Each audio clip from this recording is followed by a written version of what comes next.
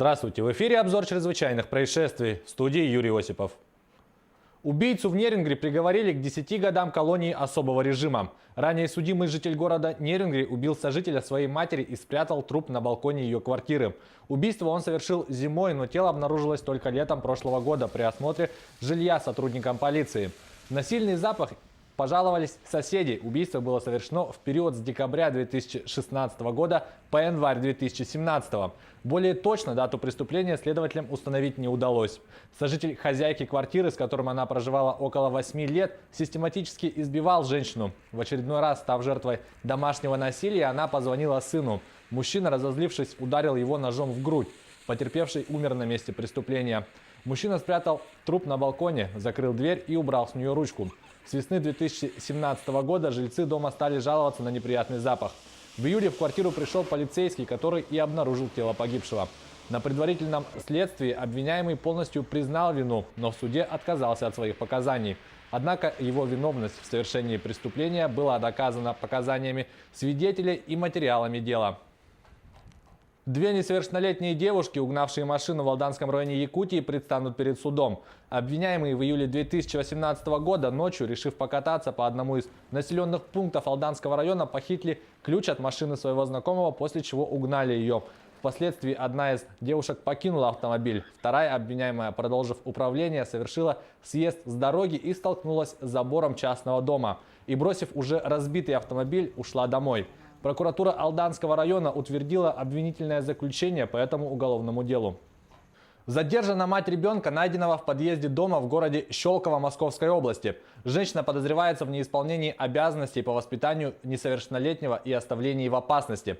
На допросе она сообщила, что из-за сложной жизненной ситуации и материальных трудностей оставила своего малолетнего сына возле подъезда одного из многоэтажных жилых домов города Щелково. После этого отправилась на поезде к подруге в город Саратов. По возвращении ее задержали оперативные сотрудники МВД на площади 3 вокзалов в Москве. Также стало известно, что она гражданка Украины и в России постоянного места жительства не имеет. Проживала с сыном в Щелково по различным адресам. Сейчас по уголовному делу продолжается следствие. 14 октября у нас произошло. Во сколько Анатолий ехал на работу? В 7 утра. Во сколько? В 7 утра. В 7 утра. Вы оставались дома? Да. С кем? Сережа. Вместе с Сергеем. Какое самочувствие было у ребенка? Не очень. Не очень. В чем оно выражалось, это самочувствие? Температура. Температура. Как долго он болел? Пару дней. Пару дней. После того, как Анатолий уехал, во сколько вы проснулись с ребенком и что вы делали? Мы сразу же проснулись. Сразу проснулись. Что вы делали? Поели. Я видела, что у него температура, я видела лекарства. Потом ему стало получше. Мы пошли на улицу. Куда вы пошли? Просто на улицу. На воздух. По двору походили. Как вы оказались на улице Комаров? Мы там постоянно гуляли. Мы ходили еще дальше. Ходили еще дальше? Гуляли там. На улице Советскую, мы сюда ходили пешком. Как вышло так, что ребенок остался один около дома на Верси по улице Комарова? Он в подъезде остался. Каким образом он там остался? Я открыла подъезд. Больше 20 человек пострадали при аварии эскалатора в метро Рима. Большинство из них российские болельщики футбольного клуба ЦСКА, приехавшие в итальянскую столицу на матч Лиги чемпионов, рассказывает Алена Островская. 8 из 16 россиян, пострадавших во время аварии эскалатора в римском метро, в среду были выписаны из больницы. Об этом сообщили представители российского посольства в Италии. Инцидент произошел во вторник вечером на станции «Република». Эскалатор внезапно начал с большой скоростью двигаться вниз. Люди стали падать, у основания лестницы образовалась давка. Пострадали свыше 20 человек. Большинство из них – россияне, болельщики футбольного клуба ЦСКА, приехавшие в итальянскую столицу на матч с командой «Рома» Лиги чемпионов. Они направлялись на стадион «Олимпийский».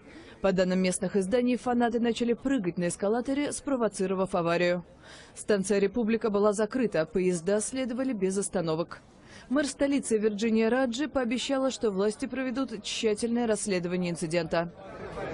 Власти США перехватили подозрительные посылки, отправленные экс-президенту Бараку Обаме, бывшему кандидату главы государства Хиллари Клинтон, и в комплекс CNN в Нью-Йорке, где располагается редакция телеканала. Подробности в репортаже наших коллег.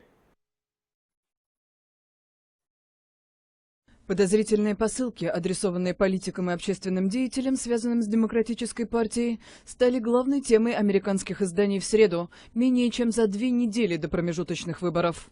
Секретная служба США объявила, что обнаружила странную посылку, направленную на адрес дома бывшего президента США Барака Обамы в Вашингтоне.